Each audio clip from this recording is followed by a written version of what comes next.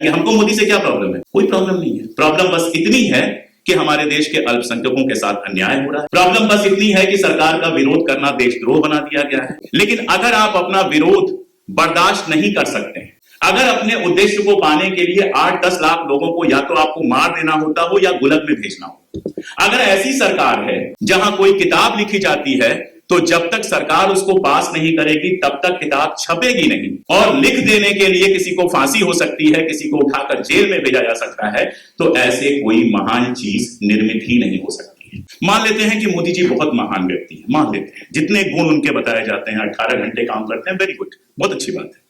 बहुत सादगी पसंद है, इतने सादे हैं कि अपने सूट पे अपना ही नाम लिखवाते हैं, किसी और का नहीं लिखवाते हैं, मान लेते हैं शाकाहारी हैं, बहुत अच्छी बात है। जितने अच्छे गुण उनके बताए जाते हैं सब मान लेते हैं, मुझे इससे क्या फर्क पड़ता है? भारत के नागरिक के रूप में अगर मैं ये देखता हूं कि मेरी अभिव्यक्ति की आजादी को दबाया जा रहा है, अगर मैं ये देखता हूं कि इस देश के सबसे शानदार एंकर्स टीवी चैनलों से सिर्फ इसलिए बाहर हैं क्योंकि वो सरकार के आलोचक हैं, अगर मैं देखता हूं कि जेएनयू के पढ़े हुए शानदार लड़के जिनको आज यूनिवर्सिटीज में प्रोफेसर होना चाहिए था वो 5 साल से जेल के अंदर हैं, तो आपके महान गुण और महान उद्देश्यों को लेकर मैं क्या करूंगा? वो मेरे काम के नहीं है। जब मैं 20वीं सदी के तानाशाहों का इतिहास लिख रहा था तो मुझे 20वीं सदी से कोई मतलब नहीं था, वो तो बीती हुई सदी है।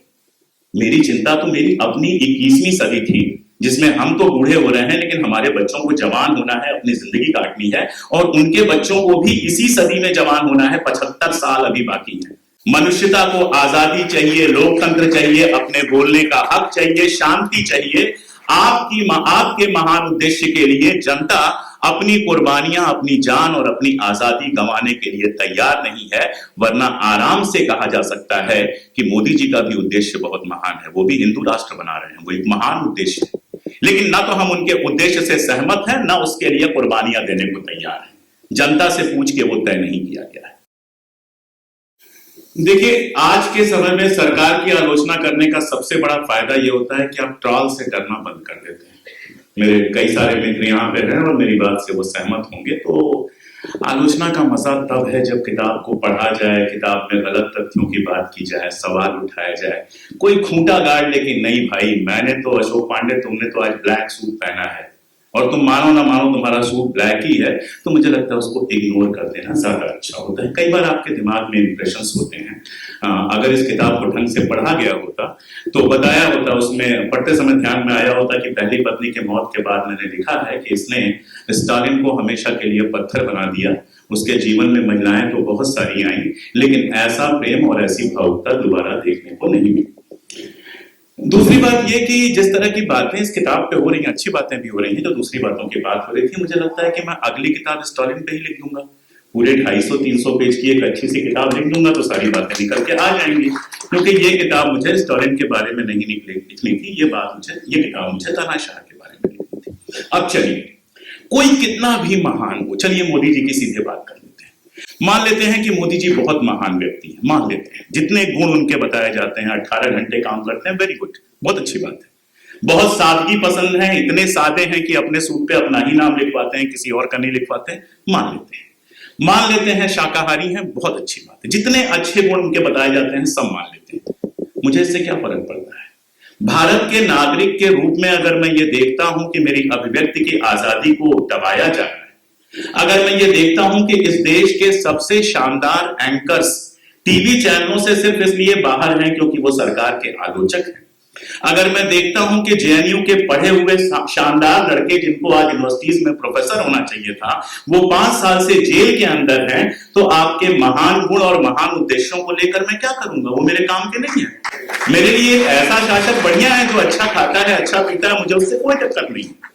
सारी प्रॉब्लम क्या है? वैसे तो व्हाट्सएप यूनिवर्सिटीज अब इतनी ज्यादा फैल गई हैं कि एक कहानी चली कि चर्चिल आए तो स्टालिन के घर गए और स्टालिन की पत्नी थी, उन्होंने बताया कि 3 कमरे के घर में हम रहते हैं और ऊपर वाला कमरा लेनिन का है इसलिए उसको उपयोग नहीं करते हैं, और स्टालिन की पत्नी खाना बना रही थी। घटना 1942 की है, स्टालिन की पत्नी 1930 के आसपास मर गई थी। तो आप समझ सकते हैं कि ये कितना बड़ा सच है। तो व्हाट्सएप तो हर जगह आ गया, व्हाट्सएप की बात आप छोड़ दीजिए।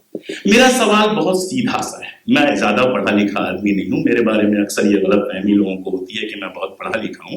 प्रोफेसर का बेटा हूं तो मुझे दिखाने आता है कि कैसे पढ़ा लिखा लिखा जाता है। ज्यादा पढ़ा लिखा मैं नहीं हूं, मेरे दोस्त जानते हैं। मेरा सीधा सवाल है कि आप जब सत्ता में आते हैं, आपके आसपास 5 ऐसे लोग होते हैं जो आपके सबसे बराबर के बिल्कुल होते हैं, बल्कि उनमें से ज्यादातर आपके सीनियर हैं। 10 साल के अंदर 4 की हत्या हो जाती है, चारों मार दिए जाते हैं देशद्रोही बता के। जिन लोगों ने रूसी क्रांति में अपनी जान लगाई थी वो 10 साल में देशद्रोही हो जाते हैं, सारे मार दिए जाते हैं। अन्ना आख्तोमोवा जैसी पोएट, उसको आधी वैश्या और आधी देवी कहा जाता है। कितने नाम गिनाऊं? अगर यहां गिनाना शुरू कर दूंगा तो लोग परेशान हो जाएंगे। हमको मोदी से क्या प्रॉब्लम है?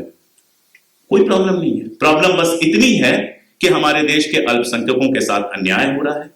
प्रॉब्लम बस इतनी है कि सरकार का विरोध करना देशद्रोह बना दिया गया है। और मजेदार बात यह है कि जिन लोगों को मोदी से शिकायत है उनको एकदम इस बात से कोई फर्क नहीं पड़ता कि स्टालिन के समय में स्टालिन के खिलाफ होना देशद्रोही होना था। जितने अखबार थे वो या तो पार्टी के थे या सरकार के थे। वैसे बहुत सीधी सी बात है, अपनी अपनी तानाशाही सबको अच्छी लगती है।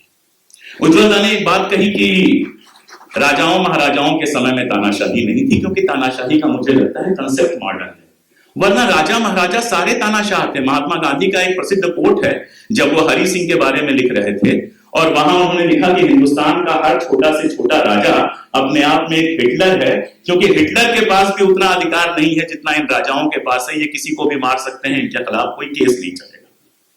सर अभी बता रहे थे कि मिडिल ईस्ट चले जाइए, मिडिल ईस्ट के जितने शाह शहनशाह और बाकी सब हैं, सब तानाशाह हैं। उनके खिलाफ कोई बोल के देख ले उनका क्या हाल होगा। तो तानाशाही मुझे लगता है मेरे लिए बहुत सीधा सा मामला है। अगर लोकतंत्र नहीं है तो तानाशाह है। आपका उद्देश्य कितना भी महान हो, लेकिन अगर आप अपना विरोध बर्दाश्त नहीं कर सकते हैं, अगर अपने उद्देश्य को पाने के लिए 8-10 लाख लोगों को या तो आपको मार देना होता हो या गुलक में भेजना हो, अगर ऐसी सरकार है जहां कोई किताब लिखी जाती है तो जब तक सरकार उसको पास नहीं करेगी तब तक किताब छपेगी नहीं, और लिख देने के लिए किसी को फांसी हो सकती है, किसी को उठाकर जेल में भेजा जा सकता है, तो ऐसे कोई महान चीज निर्मित ही नहीं हो सकती है। रहा सवाल फलां ने ये कहा था, फलां ने ये कहा था, असल में हम जब बहुत डिटेल में नहीं देखते हैं तो दिक्कत होती है। जब हम थोड़ा विस्तार से देखते हैं तो समझ में आता है कि फला फला बहुत वजहों से कहते हैं। मोदी जी के बारे में कल किताब लिखी जाएगी तो उसमें मेलोनी जी क्या कहेंगे? बुरा कहेंगे। ट्रंप साहब क्या कहेंगे? बुरा कहेंगे। पुतिन साहब क्या कहेंगे? बुरा कहेंगे। मैं तो यहां तक कह रहा हूं कि शहबाज शरीफ साहब से भी अगर कहा जाए कि मोदी जी के लिए किताब छप रही है, 2 पेज लिख के दे दीजिए, वो भी अच्छा ही कहेंगे। सत्ता में रहते हुए कौन किसके खिलाफ बुरा कह देता है? दूसरी बात, सेकेंड वर्ल्ड वार के बाद का टाइम इस दुनिया में शीत युद्ध का टाइम था, कोल्ड वार का टाइम था। और कोल्ड वार में आप इस तरफ होते थे या उस तरफ होते थे। हम लोग 90 में युवा हो रहे थे तो थोड़ा सा कोल्ड वार की आइडिया है। 90 के बाद तो रशिया के टूटने के बाद तो कोल्ड वार धीरे धीरे खत्म होता जाता है, एक ध्रुवीय विश्व बनता है, लेकिन उसके पहले थोड़ी सी कोल्ड वार की आइडिया है। तो या तो आप हिटलर की साइड में हो सकते थे या आप स्टालिन के साइड में हो सकते थे एक जमाने में, और एक जमाने में या तो आप अमेरिका के साथ हो सकते थे या फिर आप रशिया के साथ हो सकते थे। वो आपकी प्रॉब्लम थी कि 2 ही ध्रुव थे, 2 में से आपको चुनना था। जब मैं 20वीं सदी के तानाशाहों का इतिहास लिख रहा था तो मुझे 20वीं सदी से कोई मतलब नहीं था, वो तो बीती हुई सदी है। मेरी चिंता तो मेरी अपनी 21वीं सदी थी, जिसमें हम तो बूढ़े हो रहे हैं लेकिन हमारे बच्चों को जवान होना है, अपनी जिंदगी काटनी है, और उनके बच्चों को भी इसी सदी में जवान होना है। 75 साल अभी बाकी है। तो मेरे लिए 20वीं सदी में क्या गड़बड़ियां हुई जिसकी वजह से तानाशाहियां पैदा हुई, तानाशाही होती कैसी है, तानाशाही कहां जाकर खत्म होती है, और तानाशाही किस तरह उसी उद्देश्य को नष्ट कर देती है जिसको पूरा करने की बात कर रही होती है, ये समझाना जरूरी था। इसलिए मैंने किताब लिखी है। मुझे 20वीं सदी के तानाशाहों में तलाश सिर्फ ये करनी थी कि 21वीं सदी में क्या क्या कॉमन है। कई सारे इंटरव्यूज हुए हैं, उसमें मैंने ये बात कही है। एक आखिरी बात और करके मैं खत्म करता हूं। पता नहीं ये किस्सा लोग क्यों नहीं याद करते हैं और कैसे भूल जाते हैं। देखिए, तानाशाहों की दोस्तियां जो होती है ना, विचारधारा वगैरह सड़क पर नारा लगाने वालों के लिए होती है। मैंने 30 साल लाल सलाम के नारे लगाए हैं और आज भी मैं मार्क्स की बेहद बेहद इज्जत करता हूं। मैंने मार्क्स की जीवनी लिखी है, मार्क्सवाद पर किताब लिखी है, और गिरी सही कह रहा था, हमारी बहस होती थी तो मैं स्टालिन को पागलों की तरह सपोर्ट किया करता था।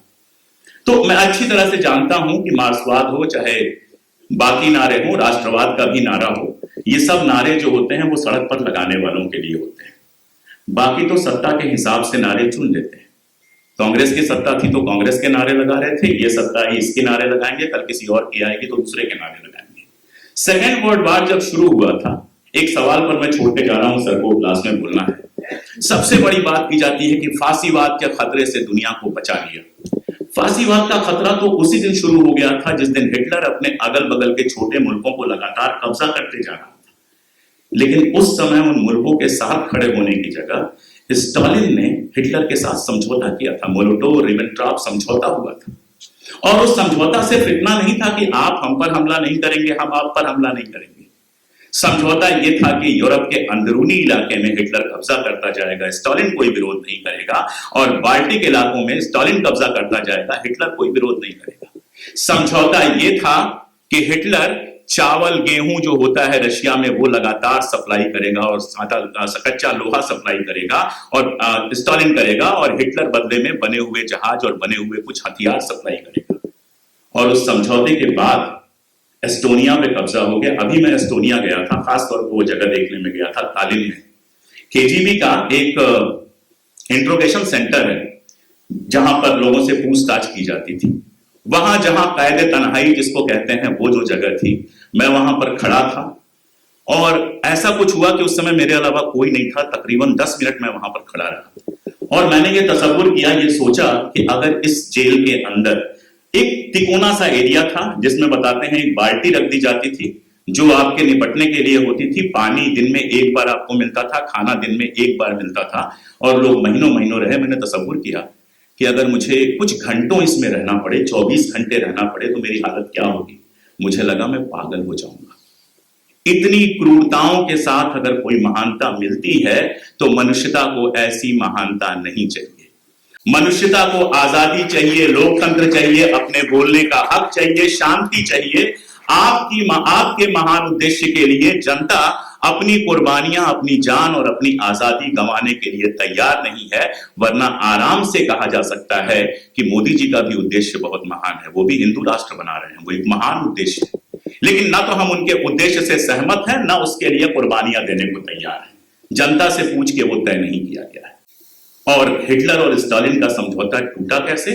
जब हिटलर ने धोखा दे दिया और हमला किया। उसके बाद स्टालिन का समझौता टूटा।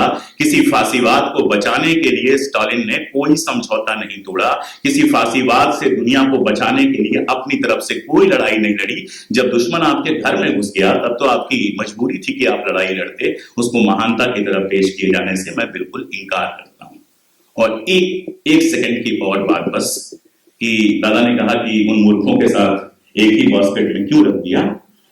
मुझे लगा कि मूर्ख तो सारे थे, आप महानता के उद्देश्य छोड़ दीजिए अगर, तो तरीके सबके एक ही थे। एक बार अमेरिका में निक्सन बहुत ज्यादा परेशान था तो ईदी अमीन ने उसको चिट्ठी लिखा कि जब सरकार ना संभल रही हो और विरोधी बहुत परेशान कर रहे हो तो विरोधियों को मरवा देना चाहिए।